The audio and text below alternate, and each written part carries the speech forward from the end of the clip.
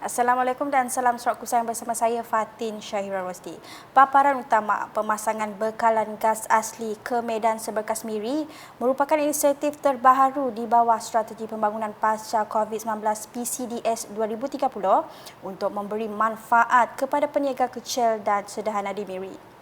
Menurut Premier Sarawak Datuk Patinggi Tan Sri Dr. Abang Abdul Rahman Zohari Tun Datuk Abang Openg, projek perintis ini merupakan cerminan komitmen Petroleum Sarawak Berhad Petros untuk memaksimumkan impak positif dalam kalangan komuniti di Miri sekaligus menyerlahkan kemajuan Ketara Pelan Hala Tuju Gas Sarawak SGR.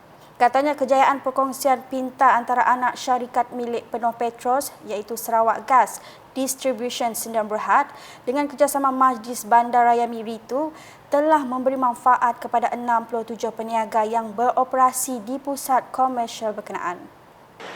This community-focused initiative will now provide these traders in Miri with affordable, reliable, clean energy via pipe natural gas supply. As an energy source, natural gas is reliable, cost-effective, safe, as well as less carbon-intensive option compared to other fossil fuel, resulting in immediate and long-term benefit for each user, whether residential, commercial, or industrial. Yang berhormat, ladies and gentlemen, the spirit of cooperation and collaboration by all parties over the implementation of this pilot project demonstrate how we tackle energy dilemma, ensuring energy security, sustainability, and affordability for the Miri community. Datuk Patinggi Tan Sri Abang Zohari berkata demikian dalam teks ucapannya yang dibaca Timbalan Premier Sarawak Datuk Ahmad Douglas Ugambas semasa mewakili beliau merasmikan Majlis Pelancaran Bekalan Gas Asli di Medan Seberkas Miri pada Sabtu. Hadir sama ialah Menteri Pengangkutan Sarawak Datuk Sri Lee Kim Shin, Timbalan Menteri Pembangunan Wanita, Kanak-kanak dan Kesejahteraan Komuniti Datuk Rozi Yunus, Timbalan Menteri Pelancongan Industri Kreatif dan Seni Persembahan Datuk Sebastian Ting Chiu serta tetamu jemputannya lain. Untuk rekod, saluran paip gas asli tersebut dipasang untuk membekalkan gas kepada peniaga di Zon B dan Zon C yang terdiri daripada 67 kios. Sistem bekalan gas asli yang dibekalkan ialah pada MOP 5 PSIG pada kadar kapasiti 4,355,000 BTU per jam iaitu lebih kurang 65,000 BTU per jam setiap kios. Dalam teks ucapan sama, Premier Sarawak memberitahu Petros akan melabur sebanyak 2 bilion ringgit untuk membangunkan loji kuasa turbin gas kitaran gabungan CCGT 400 megawatt di Miri. Menurut beliau, Miri telah dikenal pasti sebagai salah satu daripada 4 hub gas di Sarawak selain Bintulu, Samalaju dan Kuching untuk menyediakan akses seluruh negeri kepada bekalan gas mampu milik boleh dipercayai dan tenaga bersih di bawah Pelan Hala Tuju Gas Sarawak SGR. Katanya SGR adalah tonggak utama dalam merealisasikan visi Sarawak untuk menjadikan negeri ini berpendapatan tinggi dan maju dengan mengutamakan peningkatan akses bekalan gas asli Sarawak kepada 1,200 juta kaki padu standard sehari MMSCFD menjelang 2030. As you know, Petros was incorporated in 2017 to become the flagship of Sarawak meaningful participation in exploitation of oil and gas resources. The state is endowed with, while at the same time safeguarding the interests of Sarawak and its resources. All of you know oil was first discovered in Miri in 1910, and therefore it is a strategic location for the state, and Petros is a state oil and gas company. Yang Berhormat, ladies and gentlemen, since 2017, Petros has increased its equity participation to more than 40% in offshore field Miri. And for the onshore Miri, drilling is expected to commence by second half of 2023. Dalam perkembangan sama, Datuk Patinggi Tan Sri Abang Zohari turut mencadangkan agar Majlis Bandaraya Miri dapat meneroka cara bagi menghubungkan Medan Seberkas Miri dengan taman di sekitarnya untuk dijadikan sebagai kawasan perumahan, komersial dan rekreasi. Tambahnya, beliau berbesar hati untuk meneliti cadangan sedemikian demi memberi manfaat kepada masyarakat dan ekonomi tempatan di situ. Di majlis itu, Dato' Ahmad Douglas serta Divdih Jemputan berkesempatan meninjau lokasi saluran paip gas asli yang dipasang untuk membekalkan gas kepada peniaga pusat komersial itu. Perkembangan seterusnya, pengumuman pakej perpaduan jalur lebar tetap dengan harga lebih rendah yang menyasarkan golongan B40, veteran, orang kurang upaya OKU serta warga emas menjadi berita baik kepada golongan berkenaan. Menteri Pembangunan Wanita, Kanak-kanak dan Kesejahteraan Komuniti Sarawak, Datuk Seri Fatimah Abdullah berkata, pakej berkenaan yang menetapkan golongan SASA itu adalah menepati prinsip ekuiti. Mengulas mengenai perkara itu pada Jumaat, beliau bagaimanapun berkata, tawaran harga murah itu tidak membawa sebarang makna kepada rakyat di luar bandar yang belum mempunyai liputan internet.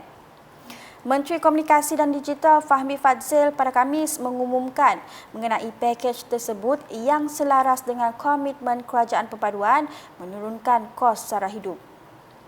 Pakej itu menawarkan perkhidmatan dengan kelajuan sehingga 30 Mbps bersama data tanpa had dengan harga hanya RM69 sebulan dan akan mula ditawarkan pada Mac 2023 dengan kontrak langganan selama 24 bulan.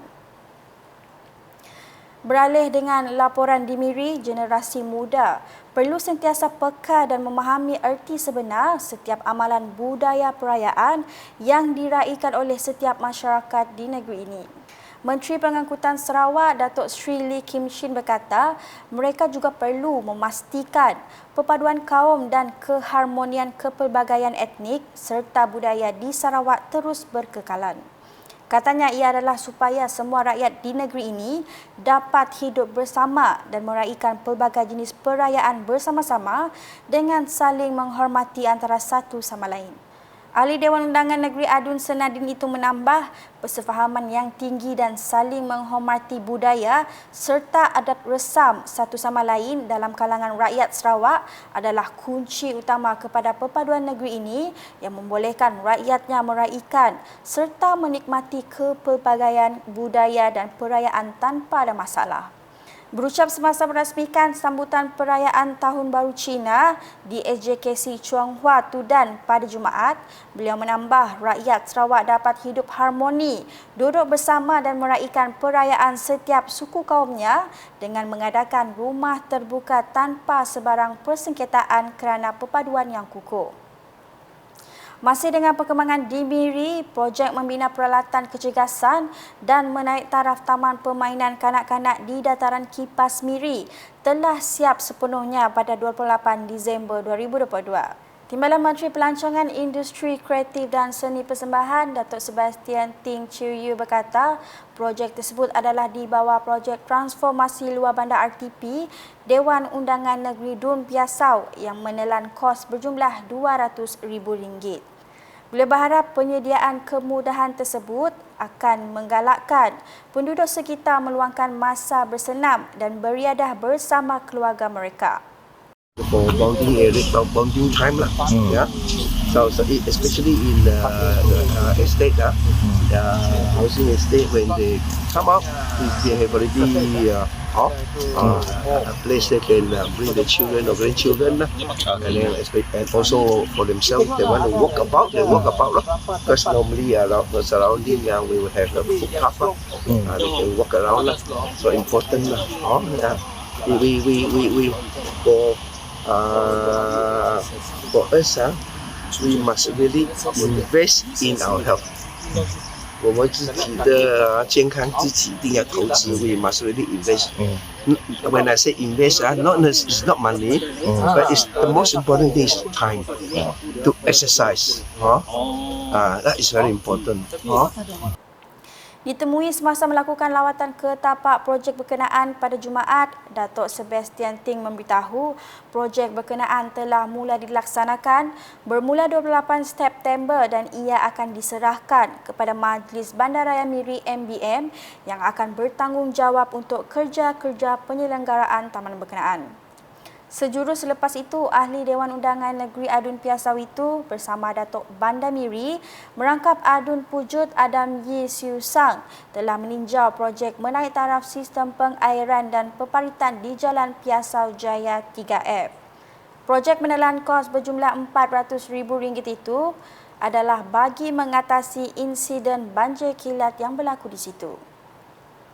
Berikutnya, mengenai perancangan untuk menawarkan perkhidmatan pelayaran sungai bagi merancangkan aktiviti pelancongan domestik dan meningkatkan kehadiran pelancong ke negeri ini. Timbalan Menteri Pengangkutan Sungai dan Laut Sarawak, Datuk Henry Harry memberitahu ia akan dilakukan selepas kajian yang sedang giat dijalankan itu selesai yang mana ia dijangka setiap suku kedua tahun ini. We have suggested to Sarawak River Board that today is the theoretical, it's more an academic purpose. But I think we need to go to the ground to test the route from water plant to another water plant. So we need to study on the ground what are the beauty we have along the route and what are the obstacles that we may face, especially the small boat.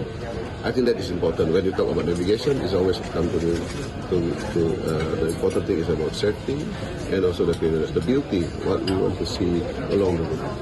Otherwise, there's no attraction, then it's not less attraction. Yeah, so when we want to bring in tourists to navigate using the cruise, so it's good to have the beauty along the way. Beliau berkata demikian ketika ditemui media pada majlis penutupan bengkel pengenal pastian bahaya dan kajian impak di Kuching pada Jumaat. Datuk Henry yang juga Adun Tasik Biru menambah, beliau telah mencadangkan pada 23 Februari ini untuk pihak kementerian bersama Lembaga Sungai Sarawak turun padang dengan menaik bot dari Jambatan Satok ke Seniawan untuk melihat laluan sungai. Sementara itu, penganjuran bengkel tersebut bertujuan mengenal pasti keadaan dan bahan bahaya berkaitan dengan pengangkutan sungai. Dalam perkembangan lain, Perbadanan Pembangunan Perumahan HDC selaku agensi pelaksana untuk membina rumah di projek pembangunan Darul Hana Kuching memandang serius kerosakan melibatkan rumah di projek pembangunan Darul Hana yang tular di media sosial baru-baru ini. Ketua Pegawai Eksekutif HDC Muhammad Asman Ahmad berkata, kerosakan unit rumah yang tular di media sosial tersebut akan diambil tindakan sewajarnya sambil menegaskan struktur rumah tersebut masih dalam keadaan yang baik dan selamat diduduki. Beliau menjelaskan hasil daripada laporan teknikal pihak konsultan, keadaan rumah yang retak berpunca daripada pergerakan tanah akibat kerja pembinaan yang dijalankan di sekitar kawasan berkenaan.